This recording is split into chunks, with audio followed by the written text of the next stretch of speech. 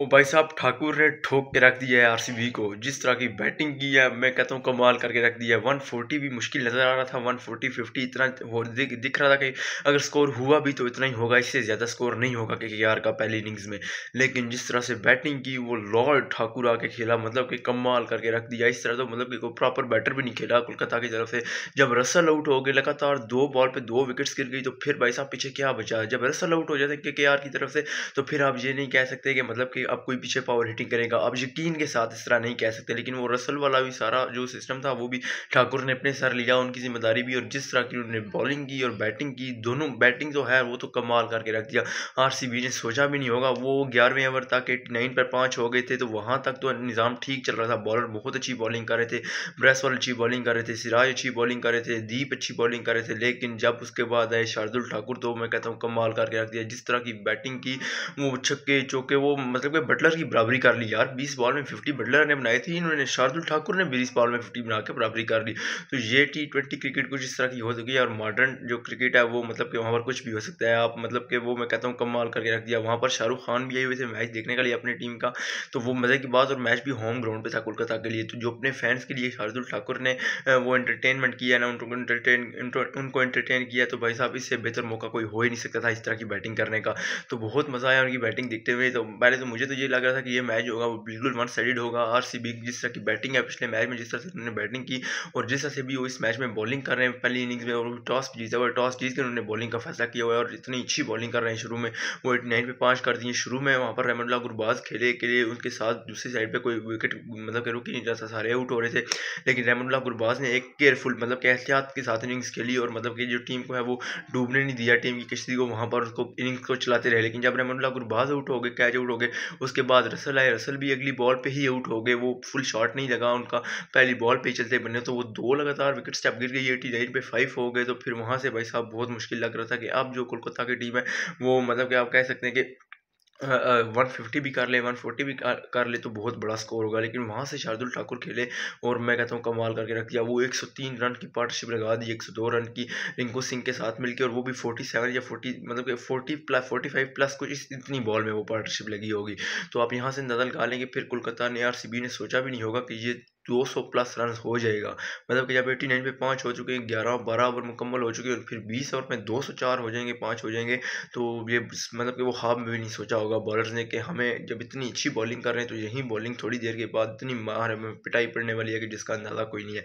लेकिन खैर अगर बात करें, सबसे पहले तो रहमतुल्लाह गुरबाज और वेंकटेश अय्यर ओपनिंग करने के लिए, और डेविड विले जो विकेट लिए जिन्होंने शुरू में, तो वो आप मजे की बात ये देखेंगे, डेविड विले जो है वो रीस टॉपली की जगह सब्सटीट्यूट हुए, मतलब कि वो आउट हुए हैं पिछले मैच में, उनको इंजरी हुई है जिसकी वजह से वो इन हुए। और उन्होंने जो बॉलिंग की कमाल कर रख दिया। वेंकटेश अय्यर को पहले बोल्ड किया, साथ ही उस पर अगली बॉल पे मनदीप सिंह को भी चलता किया, तो दोनों को बोल्ड किया। दोनों ही मतलब कि बिल्कुल जो लाइन लेंथ थी वो ज़ाया नहीं होने दी, और बिल्कुल एक्यूरेट लाइन लेंथ रखी, और दोनों को लगातार आउट कर दिया। यहाँ पर कोलकाता के ऊपर काफ़ी ज़्यादा प्रेशर था जब लगातार 2 विकेट गिर गए चौथे ओवर में पावर प्ले के। उसके बाद अगर बात करें तो नीतीश राणा ने 5 बॉल में एक किया, वो स्वीप करने की कोशिश की ब्रेसवाल की बॉल पे, तो वो ग्लव पे टच हो गया। वैसे एम्पायर ने आउट नहीं दिया था, लेकिन आरसीबी की तरफ से जब रिव्यू किया गया तो वहां पर वो आउट हो गए। उसके बाद अगर बात करें रिंकू सिंह की, तो रिंकू सिंह और गुरबाज की जहाँ तक बात है, गुरबाज ने तो 44 में 57 रन कर दिए, 3 छक्के और 6 चौके लगा दिए, 3 छक्के और 6 चौके लगा दिए। लेकिन जब गुरबाज आउट हो गए तो उनके बाद गुरबाज के आउट होने के बाद जब खुद क्रीज पर आए रसल, तो ऐसा लग रहा था कि मतलब कि कोलकाता की जो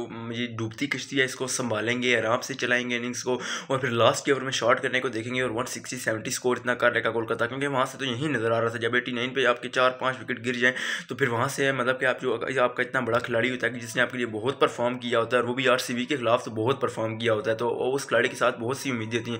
लेकिन अगर वो खिलाड़ी भी पहली बॉल पर ही चलता बने, तो फिर आपको मतलब कि जिसे कहते हैं ना, वो उम्मीद कोई रहती कि अब यार कौन खेलेगा। मतलब कि शार्दुल ठाकुर खेले में तो कितना खेलेंगे, थोड़ा सा 2-3 शॉट करेंगे आउट हो जाएंगे।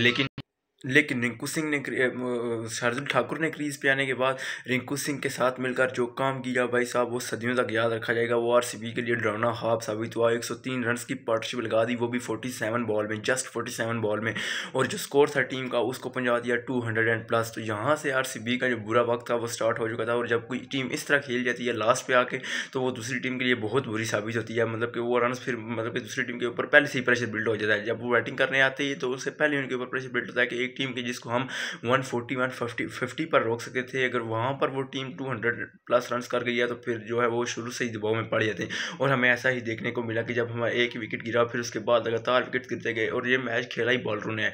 क्या बैटिंग में शार्दुल ठाकुर खेलें, क्या बॉलिंग में जिस तरह की बॉलिंग की है स्पिनर्स ने कोलकाता की तरफ से, मतलब कि मैं कहता हूँ कमाल करके रख दिया। अगर बॉलिंग कार्ड की बात करेंगे आरसीबी की तरफ से तो 2 डेविड विली ने विकेटें ली, 1 सिराज ने ली, 2 ही शर्मा ने ली और 1 विकेट ब्रेसवाल ने और 1 हर्षल पटेल ने विकेट ली। लेकिन जब ओपनिंग करने के लिए चेस मतलब करने के लिए आए विराट कोहली और उनके साथ फाफ डू प्लेसिस जो कि पिछले मैच के हीरो रहे, वो बहुत बड़ी पार्टनरशिप लगाई थी। शायद वो 148+ रन की पार्टनरशिप थी कि जहां पर वो मुंबई इंडियंस को बिल्कुल एक से 1 साइडेड मैच रहा था। तो इस मैच में भी काफ़ी ज़्यादा उम्मीदें लगाई जा रही थी कि दोनों खेलेंगे। और शुरू में ऐसा लगा भी पहले 3-4 ओवर तो अच्छा खेले, लेकिन वो चौथे ओवर की चौथी बॉल पे जब विराट कोहली चलते बने वो सुनील नारायण ने उनको आउट किया और जो बॉल पड़ी इनको विराट कोहली को वो मतलब कि बिल्कुल चारों शाने चित करके रख दिया और वो बोल्ड हो गए। उसके बाद अगला ओवर जब स्टार्ट हुआ पाँचवें, तो 5वें ओवर की दूसरी शायद बॉल थी तो वहां पर फाफ डू प्लेसिस भी चलते बने, उनको वरुण चक्रवर्ती ने आउट किया और उनको भी बिल्कुल सेम ही बॉल पड़ी जो कि विराट कोहली को पड़ी और वो भी बोल्ड हो गए।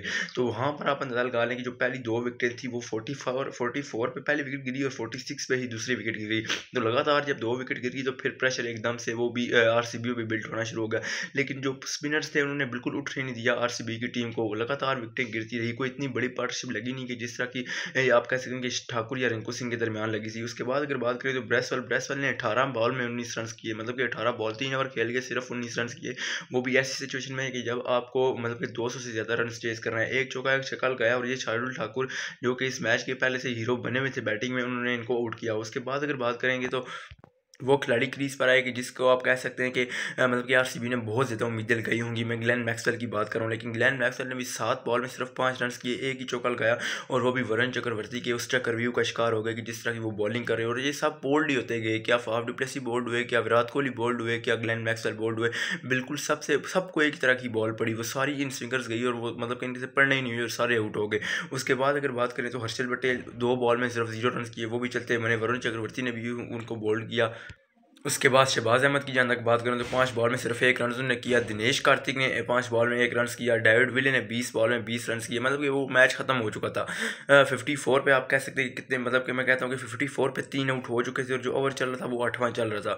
तो जहाँ पर मतलब सेम ही सिचुएशन थी जिस तरह कोलकाता की थी, लेकिन कोलकाता की तरफ से शार्दुल ठाकुर खेल गया लेकिन आरसीबी की तरफ से कोई भी नहीं खेला और बहुत बड़े मार्जिन से आरसीबी अपना जिस तरह पहला मैच आरसीबी जीता था, दूसरा मैच आरसीबी बिल्कुल आप कह सकते हैं वो बराबरी के साथ हार गया।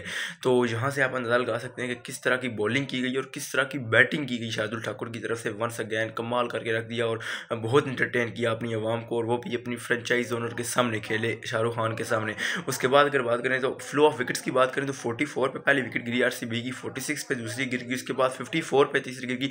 आप रन का डिफरेंस चेक करते हैं कि किसने मतलब एक विकेट गिरने के बाद दूसरी विकेट जब गिरी तो कितने रन के बाद गिरी। उसके बाद 54 पे चौथी गिर गई, उसके बाद 61 पे 5वीं, उसके बाद 83 पे 6वीं, 84 पे 7वीं, 86 पे 8वीं और उसके बाद 96 पे 9वीं और 123 पे 10वीं। तो आप ये कह सकते हैं कि कोई इतनी बड़ी पार्टनरशिप लगी नहीं कि जिससे ये उम्मीद पैदा हो कि आरसीबी ये मैच जीत सकता है। तो बिल्कुल वो उनको उठने नहीं दिया आरसीबी को, ठोक के रखा ठाकुर ने इनको। तो खैर कमाल कर दिया जिस तरह का आरसीबी पहले मैच में खेली थी, जिस तरह की उम्मीद लगाई जा रही थी कि मैच मज़े का होगा। 1 साइडेड पहले मैच शुरू होने जब मैच की पहली इनिंग्स आधी हुई थी तो पहली मतलब कि आप कह सकते हैं जब कोलकाता की आधी इनिंग्स हो चुकी तो ऐसा लगा था ये मैच 1 साइडेड होगा, 140-50 रन बनाएगा कोलकाता।